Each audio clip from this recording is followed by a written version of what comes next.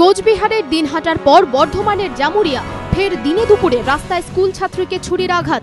আশঙ্কাজনক অবস্থায় ওই ছাত্রী ভর্তি হাসপাতালে। স্থানীয় সূত্রে খবর, মঙ্গলবার সকাল 7টা নাগাদ দিদিমার সঙ্গে ফিরছিল অষ্টম শ্রেণীর ওই ছাত্রী। অভিযোগ, রাস্তায় আচমকাই তার শ্লীলতাহানির চেষ্টা করে প্রতিবেশী যুবক সুধীর রাম।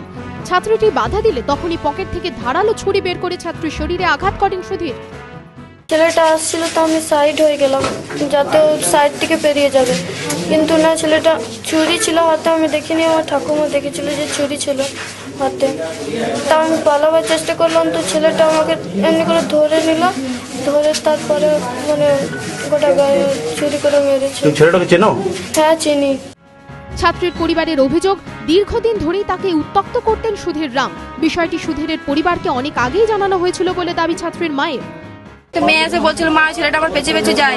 তাই আমি ওদের ঘরে গিয়ে বলেছিলাম, দেখো তোমাদের ছেলেকে বুঝে, আমার মেয়ে বাচ্চা এইটা পড়ছে, আমি মেয়েকে এখন পড়াতে চাই। তো ছেলে বলেছে আমাদেরকে ডাকলো, ছেলে একা কথা বলেছিল। আমি তোমার কথা আমি শুনবো না, তোমার মা বাবাকে বলেছে। মা বাবাকে বলেছি, মা বাবা কিছু রিস্ক নেয় নাই। ঘটনার পর আশঙ্কাজনক অবস্থায় প্রথমে ছাত্রীকে ভর্তি করা হয় বাহাদুরপুর প্রাথমিক স্বাস্থ্য কেন্দ্রে। পরে তাকে দুর্গাপুরের একটি বেসরকারি হাসপাতালে স্থানান্তরিত করা হয়। ওটা শরীরে মাথার উপর থেকে পিঠে, হাতের উপরে, আর্মের উপরে আর কি শার্প ওয়েপন দিয়ে ইনজুরি আছে, মানে মাল্টিপল ইনজুরি হয়েছে।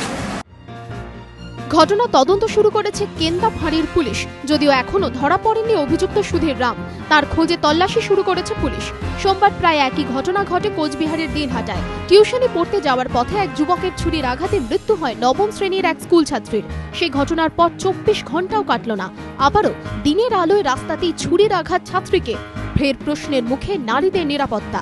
কৌশিক গাঁতাইতের রিপোর্ট, এবিপি আনন্দ, আসানসোল।